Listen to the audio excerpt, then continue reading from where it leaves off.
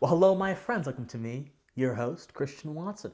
So, my friends, I have been thinking very deeply about some of the ongoing cultural discourses happening right now in the West, especially as it relates to the overturn of Roe v. Wade. Indeed, here in America, there's been a lot of talk of freedom and rights and other sort of things, liberties. And, I believe the best way to explore topics is not always in this strict academic fashion, but by drawing upon pop culture icons and figures to make points so that people can appreciate how those points may relate to their everyday lives. People can have a better understanding of the world. And over the course of this discourse, I've been thinking about a character from one of my favorite film franchises when I was a kid, and that is Pirates of the Caribbean. And that character, my friends, is Davy Jones. So let me actually give you some background on Davy Jones. Davy Jones is the captain of the Flying Dutchman, the terror of the seas. He is a tyrant at sea who goes around pillaging and looting and enslaving sailors that he captures, primarily out of this sense of anger and vengeance that has gripped his heart and transformed him from a normal man into this squid-like creature due to one event that happened. Davy Jones meant a sea goddess called Calypso, and Calypso made him ferryman of the sea, so his job was to go ahead and bring back dead souls to the Davy Jones locker. And Calypso promised him that he could set foot on land once every 10 years, and when he did, they would be together. Now, he was in deep love with Calypso, and one time he came home after 10 years, and she wasn't at the locker. So he got mad, he got angry, he got vicious, and he went on to have her imprisoned in the body of a human and to go ahead and terrorize other people on the seas out of anger. He was so racked by grief of that unrequited love that he cut his own heart out and put it in a chest. Now, why do I mention Davy Jones in terms of our current political discourse? Well, there was a quote that he said in the movie which made me think of how leftists view the idea of freedom and liberty. So, Jack Sparrow, who is the protagonist of the film, through a series of events that I will not cover because they go all the way back to the beginning of the series, Jack Sparrow manages to acquire the chest that Davy Jones's heart is in. And as he's making his way out of the prison that he's in, he encounters Jones, he escapes, goes on the mast of the Flying Dutchman. Now, the Flying Dutchman right now is in a big maelstrom, and there's a war going on. So when Jack gets on the mast, Davy Jones appears, and he says, "Hand over the chest." And Jack says, "I'll let you guys see it." The chest! Hand it over! I can set you free, mate. My freedom was forfeit long ago. My freedom was forfeit long ago. That, my friends, is why I bring up Davy Jones. Because that statement is not only philosophically interesting by itself, it is also philosophically interesting and politically informative if we think of how leftists view freedom.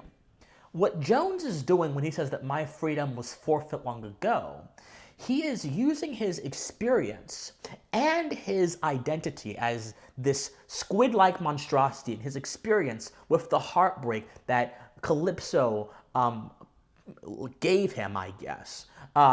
He's using those two things to inform his sense of freedom. Now, what he's doing there is he is merging experience and he is merging identity to assess something which has nothing to do with either freedom. Leftists do kind of the same thing, especially intersectional leftists. So a leftist that endorses the idea of intersectionality is going to say that one's identity group, whether they be gay, black, woman, transgender, disabled, and their experience attached to that group, whatever it might be, can give us a lens in how to see how social dynamics oppress them.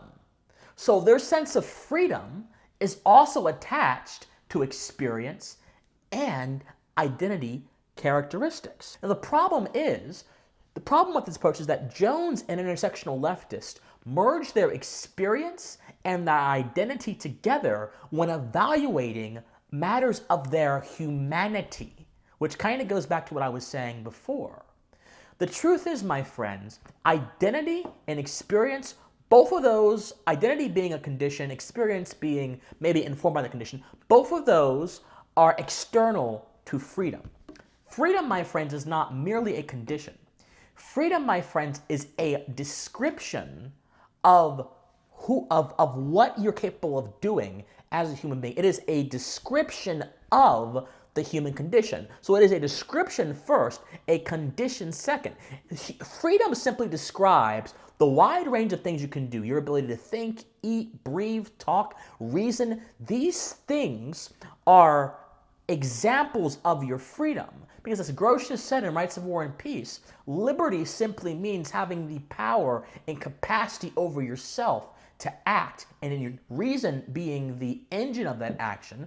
These things already belong to us as human beings. Now, my friends, if human nature was simply a matter of social dynamics, as the intersectional leftist would believe, and as Davy Jones might even endorse, then freedom by itself wouldn't, the idea of freedom being conditional would absolutely make sense. Because the chief problem is that Jones and the intersectional leftists believe that freedom is conditional, that it's based on things you can, on things really that you cannot control. When in all reality, freedom is that lever that you can pull to control your actions and your interaction with this world. And that is the key point, my friends. Freedom, being a descriptor of inherent qualities, is not only immutable, but it is inalienable. Let's think of freedom this way, like we think of a car. A car can have the most beautiful external shell that anything has ever had. It can have steel, it can have pristine glass, everything. It can be made of gold. If a car does not have an engine, it lacks the locomotive feature, which essentially makes it a car. But even if it looks so opulent, if it doesn't have an engine, it's not a car, which means that the opulence of the car, its identity, really has no bearing on what it is essentially. Man is marked by his ability to reason, man is marked by his ability to act, and man is marked by his ability most certainly to act intelligently, which no other animal on this earth has the ability to do. And yet, by merging freedom with identity and experience and tying their sense of freedom back to an unfortunate event that happened in their life, both Davy Jones and the intersectional leftists use their inherent freedom, their capacity to act, to deny the immutability and the resoluteness of freedom itself. It is a self-cannibalizing proposition, what these people have endorsed. Now, some may say, what about non-woke progressives? That's fine too.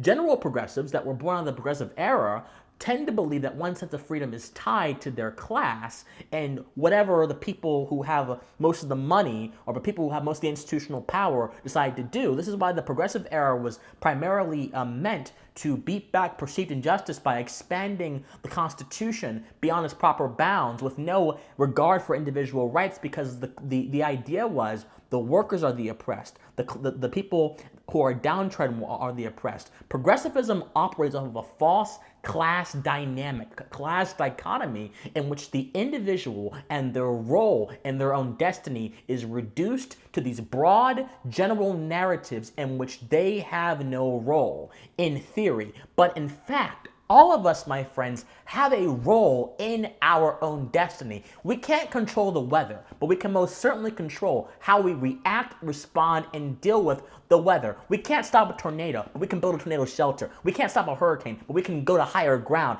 And this is the thing. The vision of Davy Jones and the vision of leftists about freedom is one that denies this inherent capability for man to act and shape his future by outsourcing that fact to the other fact that there are external factors at play in our world. There are people who have been oppressed on the basis of their identity. But the oppression is not the important part. How they acted and what they did in response to it is the important part. Some people stayed in that decadent spot they were and just laid there and laid to waste. Whereas others, like Frederick Douglass and Harriet Tubman, rose from that spot, using their inherent freedom, and proselytized the true nature of humanity and its respect proselytized the free nature of man, and by doing that, freed other people who were in their similar condition, my friends. That's the thing. When you recognize what you have inside of you and you let that come out, others can benefit from it and tyrants can trouble from it.